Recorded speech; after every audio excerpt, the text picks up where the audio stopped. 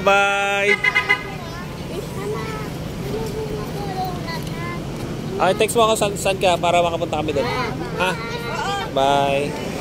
Hinatid nga namin si Macy sa airport kasama ang mga bata. Papunta siyang Davao. Mayroon siyang pupuntahan na importante. Dahil nga namatayan siya ng kapatid.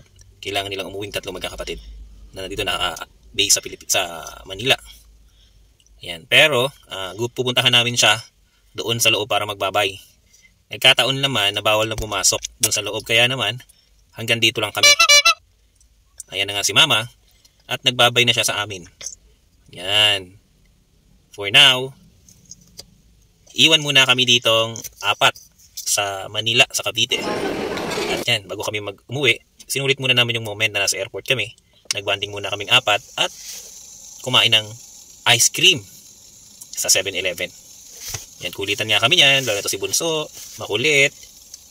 Tapos, yung ating dalawa, yan. Ang sarap ng buhay ni Bibi Boy. Nag-request ko ng ice cream. Doon daw sa may 7-Eleven. Kaya naman, bumili kami ng 10 pesos na ice cream. Yan, oh. Sarap.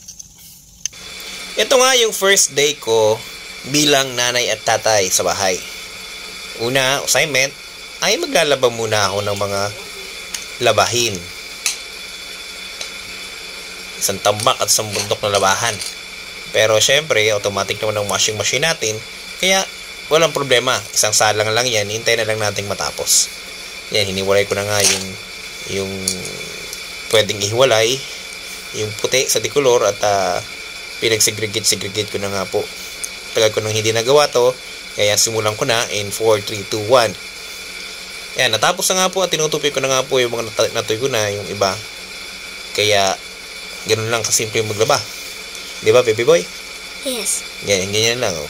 Inauna ko na yung mga natuyo na. Pinagtutupi na. Pero syempre, sa unang araw lang yan. Sa mga susunod na araw, ay tuturo ko naman yan sa aking mga ate. At ito naman po, yung biyahe namin nakaraang araw. Yung kinabukasan po, second day na po yan. Tingnan nyo ang itsura ng sasakyan. Parang pinagkaguluhan ng 10 tao. Ayan, mula likod hanggang harap. Napakakalat. Ganyan po kami pag bumabiyahe. Tsura pa lang talagang halatadong na gamit ang sasakyan. Pero isang araw lang po yan. Maghapon lang po namin ginamit. Ay, talagang kawawa ang car wash boy nito. Buti na lang